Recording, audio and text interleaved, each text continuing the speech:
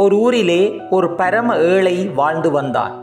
அவன் வசிக்க வீடில்லாததால் ஓர் சத்திரத்திலே வாழ்ந்து வந்தான்.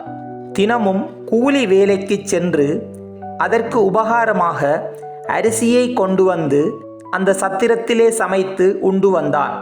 அந்த சத்திரத்தில் உள்ள எலி அவனுக்கு தினமும் தொல்லை கொடுத்தது. அவனுடைய அரிசியை உண்டு சேதப்படுத்தியது. இதனால் அவன் தினமும் அரை வயிற்றுடனேயே உறக்கத்துக்கு செல்வான். இதை எண்ணி நீண்ட நாட்களாக கவலைப்பட்ட அவன் ஒரு நாள் அந்த எலியிடமேயே கேட்டான், நீ எதற்காக இந்த ஏழையின் வீட்டிலே இத்தகைய தொந்தரவை செய்கின்றாய்?